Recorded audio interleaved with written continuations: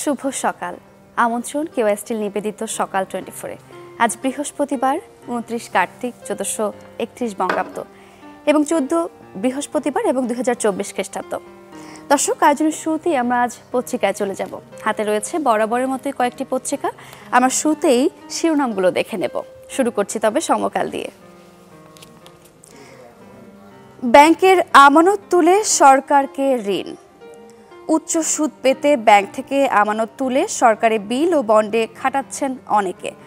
ব্যক্তি বা প্রতিষ্ঠান সবাই এখন শূন্য ঝুঁকি রেখাতে বিনিয়োগ করছেন। পাশাপাশি স্বাস্থ্য উপদেষ্টার গাড়ির উপর দাঁড়িয়ে প্রতিবাদ। গভীর রাতেও পঙ্গু হাসপাতালের সামনে সড়ক অবরোধ, গণ অভ্যুত্থানে আহতরা। তাদের দাবি বিদেশে উন্নত চিকিৎসা, আর্থিক সহায়তা। পৃথিবী সুরক্ষায় শূন্য কার্বন ভিত্তিক জীবনধারা গড়ুন। প্রধান উপদেষ্টা অধ্যাপক ডক্টর মোহাম্মদ ইউনূস পৃথিবীকে জলবায়ু বিপর্যয় থেকে রক্ষা করার জন্য শূন্য বর্জ্য ও শূন্য কার্বন নীতির উপর ভিত্তি করে নতুন জীবনধারা গড়ে তোলার পরামর্শ দিয়েছেন। দর্শক, এই ছিল সমকালের প্রথম পাতার প্রধান প্রধান শিরোনামগুলো। আমরা সমকালের পরে চোখ বোলাবো প্রথম আলোতে। গণ অভ্যুত্থানে আহতদের বিক্ষোভ, সড়ক অবরোধ আমরা সমকালেও পড়ছিলাম। কিশোর খুনে 2 থানায় 2 মামলা, বাবার মামলা হলো না। ছাত্র জনতার আন্দোলন, বৈষম্য বিরোধী আন্দোলনে 5 আগস্ট ঢাকায় গুলিবিদ্ধ হয়ে মারা যায় কিশোর মাহমুদুল হাসান। মাসখানেক পর 12 সেপ্টেম্বর তার বাবা রিকশা চালক মিজানুর রহমান ঢাকার আদালতে যান ছেলে হত্যার ঘটনায় মামলা করতে। 15 কোটি টাকায় 3টি বিলাসী জিপ গাড়ি ব্যবহার করছে বিজিএফসিএল। পড়ে আছে বাপেক্সের গাড়ি। তিতাসের গাড়ি কেনার আগেই সরকারের পতন হয়। দর্শক, প্রথম আলোর শিরোনামগুলো দেখছিলাম। এবারে আমরা চলে যাব দৈনিক ইত্তেফাকে। তত্ত্বাবধায়ক সরকার বাতিল করে গণতন্ত্রের কবর রচনা করা হয়েছে। পঞ্চদশ সংশোধনী বাতিলের শুনানিতে অ্যাটর্নি জেনারেল। গণভোট বাতিল করে জনগণের অধিকার কেড়ে নেওয়া হয়েছে। পঞ্চদশ সংশোধনীর মধ্য দিয়ে কায়েম হয়েছে একদলীয় শাসন ব্যবস্থা। ক্ষুণ্ণ হয়েছে সংবিধানের শ্রেষ্ঠত্ব।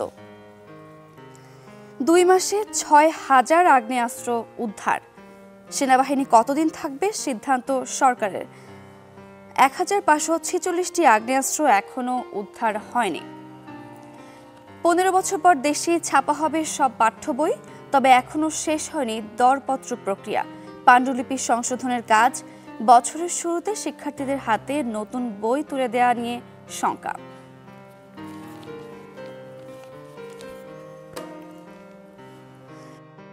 এই ছিল আজকের পত্রিকাগুলোর প্রধান প্রধান শিরোনামগুলো। আজ আপনাদের জানিয়ে দিই, আজ বিশ্ব ডায়াবেটিস দিবস। মরণব্যাধি রোগে আক্রান্ত হয়ে বিশ্বে প্রতি 10 সেকেন্ডে একজনের মৃত্যু হয়। তাই সকালেই মনে করিয়ে দিতে চাই স্বাস্থ্য সচেতনতা নিয়ে। দিনাজপুর থেকে আমাদের সঙ্গে যুক্ত হচ্ছেন বিপুল সরকার সানি। বিপুল সরকার সানি, আজ তো বিশ্ব ডায়াবেটিস দিবস। এই দিবসটি ঘিরে আসলে দিনাজপুরে কি কি কর্মসূচি রয়েছে আমরা সেই বিষয়ে জানতে চাই। সারিকা, শুভ সকাল। ডায়াবেটিস এন্ড অ্যাওয়ারনেস এই প্রতিপাদ্য বিষয়কে সামনে রেখে সারা দেশের মতো আজকে দিনাজপুরে বিশ্ব ডায়াবেটিস দিবস পালিত হচ্ছে। এবং আমাদের যে তথ্য দেওয়া হয়েছে ডাক্তারদের পক্ষ থেকে, যেটি সারা দেশে 1,31,36,000 মানুষ ডায়াবেটিসে আক্রান্ত এবং প্রতি 5 জনে একজন ব্যক্তি ডায়াবেটিসে আক্রান্ত। এবং তাদের মধ্যে যে আক্রান্ত সংখ্যা, এর মধ্যে 63 লাখ মানুষ ডায়াবেটিসের চিকিৎসা গ্রহণ করেন আর 68 লাখ মানুষ চিকিৎসা গ্রহণ করেন না। অনেক ভয়াবহ একটা চিত্র। এবং তারা বলছেন যে অধিকাংশ মানুষই জানেন না করার জন্যই তাদের এই দিবসটি পালন করা হচ্ছে। আজকে রেলি, আলোচনা সভা এবং সাধারণ যারা মানুষ রয়েছেন তাদেরকে ফ্রি ক্যাম্প মাধ্যমে তাদের ডায়াবেটিস পরীক্ষা করা হবে। আমাদের সাথে রয়েছেন ডায়াবেটিস বিশেষজ্ঞ ডাক্তার ডিসরা। আমি একটু তার সাথে কথা বলছি সচেতনতার বিষয়ে কি বলছেন তারা। আমাকে একটু বলবেন যে এই ডায়াবেটিসে যারা আক্রান্ত তাদের সচেতনতা।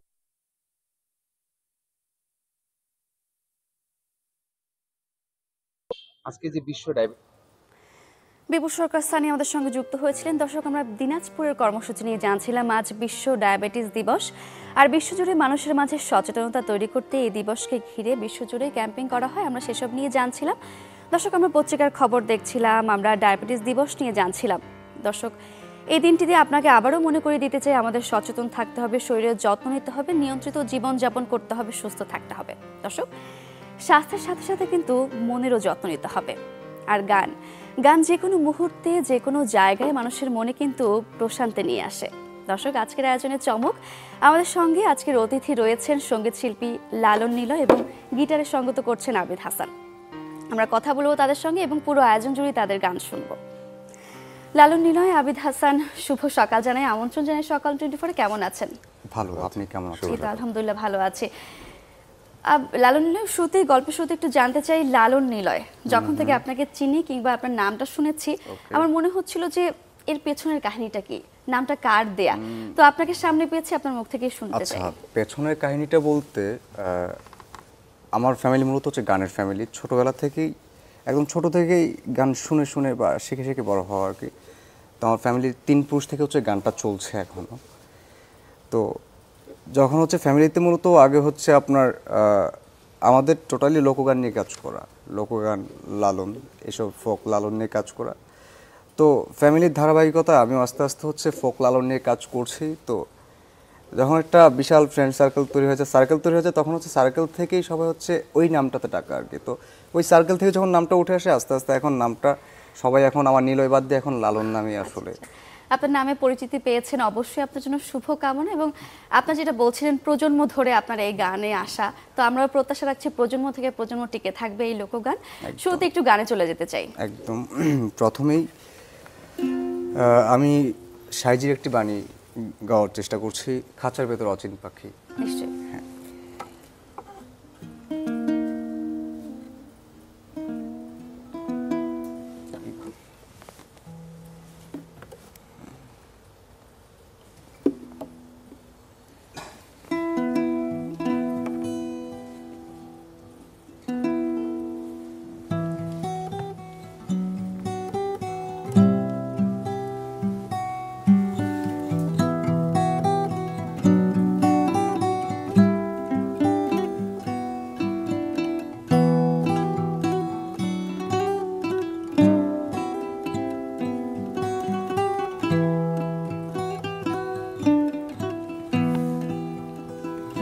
তারে ধরতে পারলে মোহন বেরি, ধরতে পারলে মন বেরি, দিতাম পাখির পায় কেমনে আসে যায় খাঁচার ভেতর অচিন পাখি কেমনে আসে যায়, তারে ধরতে পারলে মন বেরি, ধরতে পারলে মন বেরি, দিতাম পাখির পায় কেমনে আসে খাঁচার ভেতর অচিন পাখি কেমনে আসে যায়।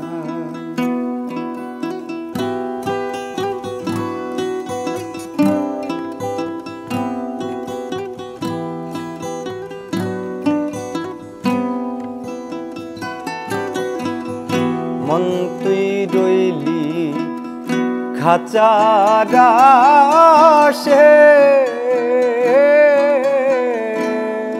খাঁচা যে তো কাঁচা পাশে, মন তুই রইলি খাঁচার আশে, খাঁচা যে তোর কাঁচা বাসে, কোন দিন খাঁচা পড়বে খসে, কোন দিন খাঁচা পড়বে খসে, ফোকে লালন কে দেখো কেমনে আসে খাঁচার ভেতর অচিন পাখি কেমনে আসে যায় তারে ধরতে পারলে মন বেরি ধরতে পারলে মন বেরি দিতাম পাখির পায় কেমনে আসে যায় হাজার ভেতর অচিন পাখি কেমনে আসে চমৎকার সকালের আয়োজনটাকে একবার যেন স্থির করে দিন। আর এই গানগুলো যতবারই শুনি মনে হয় যেন মনটা ছুঁয়ে গেল। লালন নীল এবং আবির হাসান, আপনার দুজন কাছে একটা জিনিস জানতে চাই। আপনি তো মাঝে মাঝে ব্যাঞ্জো বাজিয়ে গান গিটারিস্ট আবির হাসান আপনিও রয়েছেন, তো আসলে এই প্রজন্মের তরুণরা কোন ইনস্ট্রুমেন্টের প্রতি বেশি ঝুঁকছে? আর আপনি মেবি একটা মিউজিক্যাল ইনস্ট্রুমেন্টের শপের সাথেও জড়িত আছেন। হ্যাঁ, আমি একটা মিউজিক্যাল ইনস্ট্রুমেন্টাল শপের সাথে জড়িত আছি। ওখানে টোটালি মিউজিক সেক্টরতে হচ্ছে আমাকে পাবেন আসলে। তো তরুণদের কথা জিজ্ঞেস করলেন যে বর্তমান তরুণরা কিসের দিকে ঝুঁকছে আসলে। তো যদি ঝুঁকার ব্যাপারটা বলি, বর্তমান তরুণরা আগে তো যেমন হারমোনিয়াম, তবলা, তানপুরা এসবের প্রতি আসলে ঝোঁকটা বেশি ছিল। তো হ্যাঁ, একটু জিনিসটা হচ্ছে একটু চেঞ্জ হয়েছে। যেমন এখন হচ্ছে আপনার সব ঘরে ঘরে আপনি গিটার পাবেন, ইউকেলেলে পাবেন, ব্যাঞ্জো পাবেন। তো আগের যে ইনস্ট্রুমেন্টগুলো ছিল যে হারমোনিয়াম, তবলা, দোতারা, ওগুলো আসলে কালক্রমে অনেকটাই হারিয়ে গেছে, এমনকি যাচ্ছে আসলে। তো বর্তমান তরুণরা বলবো যে গিটার, এটার একটা স্পেসিফিক কারণ আছে। আমার মনে হয় যে যারা একটু ওয়েস্টার্ন ঘরানার মিউজিক করে তারা গিটার বা উকুলেলের প্রতি বেশি ঝুঁকছে। পাশাপাশি আপনি দেশীয় ইনস্ট্রুমেন্ট যা আছে, দোতরা বা অন্যান্য যেসব দেশি যন্ত্রপাতি, সেগুলো কিন্তু মানুষ ব্যবহার করছে। মানে একেবারে যে হারিয়ে যাচ্ছে, বিলুপ্ত হয়ে যাচ্ছে, বিষয়টা কিন্তু তা না। আমরা আরো গল্প শুনবো, আবার একটু গানে চলে যেতে চাই। দর্শকরা নিশ্চয়ই অধীর আগ্রহে বসে আছে আপনাদের গান শোনার জন্য।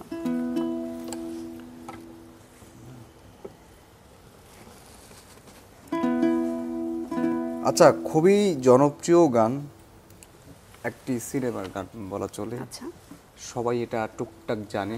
তো আমি কোন সিনেমা বা কি গান এখনই না বলি, গাই, আশা রাখি ভালো লাগবে। নিশ্চয়ই।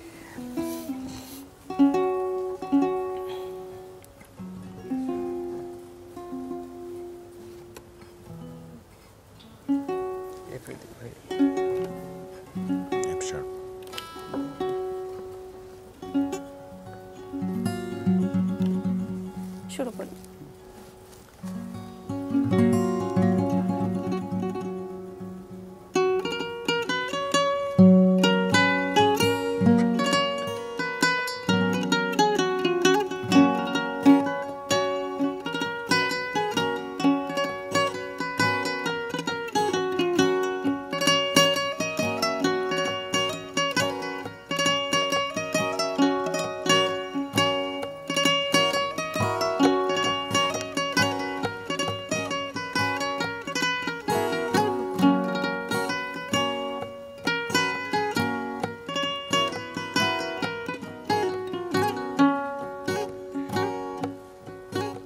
আরে ভাই সাবরে তুই জলে ভাষা সাবানাই না দিলে না, ভাই সাবরে তুই জলে ভাষা সাবানাই না দিলে না, সাবানাই না দিলে না রে, সাবানাই না দিলে না, সাবানাই না দিলে না রে, সাবানাই না দিলে না, ভাই সাবরে তুই,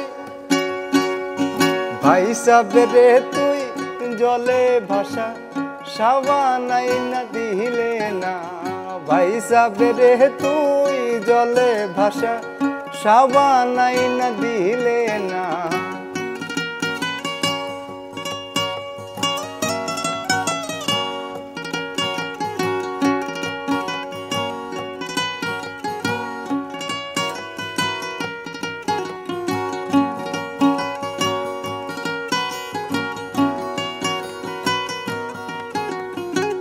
সাবান আছে ঘরে ঘরে, বিকায় সাবান বিশুদেবারে, শাওন আছে ঘরে ঘরে, সাবান আছে ঘরে ঘরে, বিকায় সাবান বিশুদ্ধবারে, কার্বলিক সাবানে ভাইরে, কার্বলিক সাবানে ভাইরে, গায়ের ময়লা উড়ে না। ভাই সাবেরে তুই, ভাই সাবেরে তুই জলে ভাষা, সাবান আইনা দিলে না। ভাই সাবেরে তুই জলে ভাষা, সাবান আইনা দিলে না।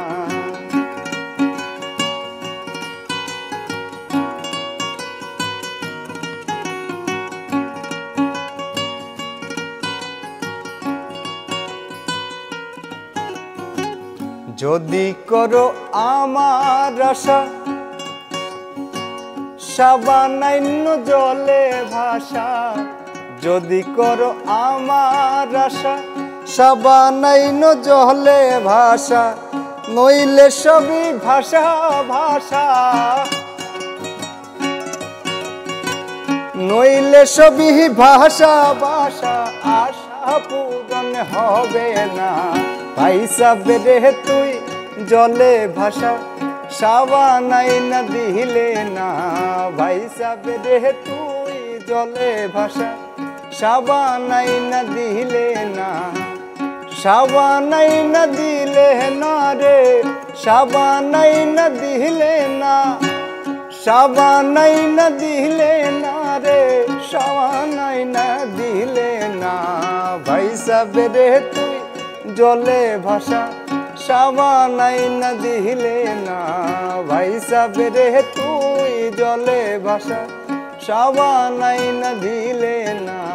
ভাই সাবেরে তুই জলে ভাষা, সাবান আইনা দিলে না। দারুণ দারুণ, খুবই মজার একটা গান, খুবই মজার একটা গান, বেশ ভালো লাগছিল। আবির হাসান এবং লালন লীলা, আপনারা থাকুন আমাদের সঙ্গে, আমরা আরো গল্প শুনবো, গান শুনবো। একটা বিরতির সময় হলো।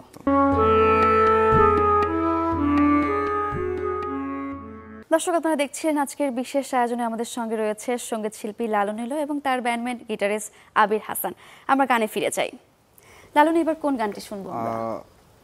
আরেকটি সাইজির গান করি, তারপর রাধারমন দত্ত একটি গান করব। নিশ্চয়ই, সাইজির গান দিয়ে শুরু করি। নিশ্চয়ই, শুরু করুন।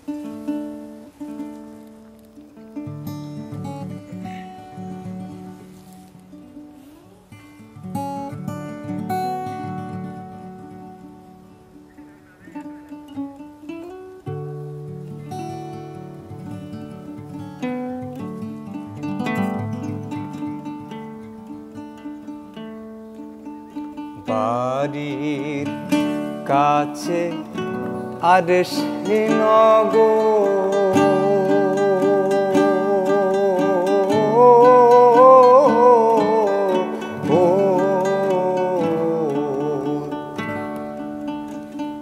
সেথায় একে পড়শি বসত করে, এক ঘর পড়শি বসত করে। আমি একদিনও না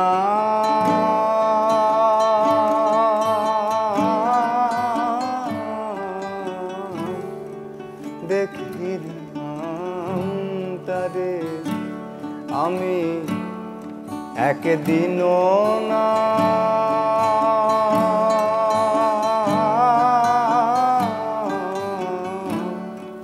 দেখিলাম তারে।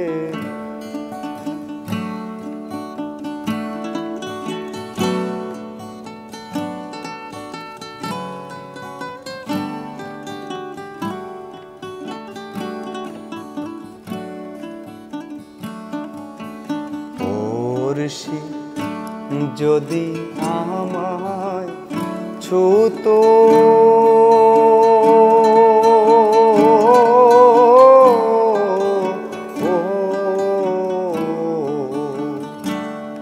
জমজাত না সকল যেত দূরে। পড়শি যদি আমায় ছুতো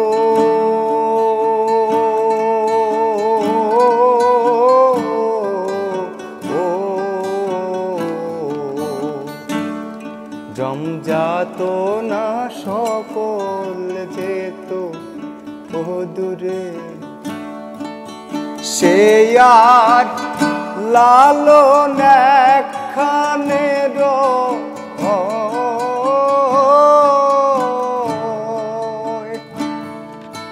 সে আর লালন একখানের লক্ষ যোজন ফাঁকে রে ও সে লক্ষ যোজন ফাঁকে রে আমি একদিনও না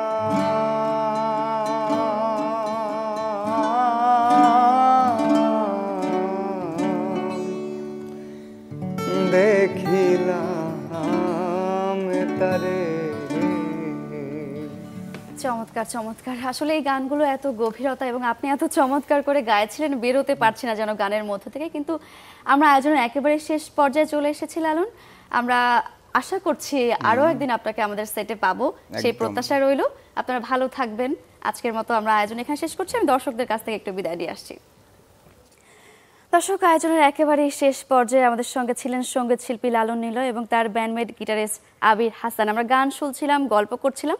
আয়োজনের একেবারে শেষ পর্যায়ে আমরা চলে এসেছি। দেখা হবে নতুন দিনে নতুন সব তথ্য আর আয়োজন নিয়ে। সেই পর্যন্ত ভালো থাকুন, সুস্থ থাকুন। সবাইকে আরও একবার জানাই শুভ সকাল।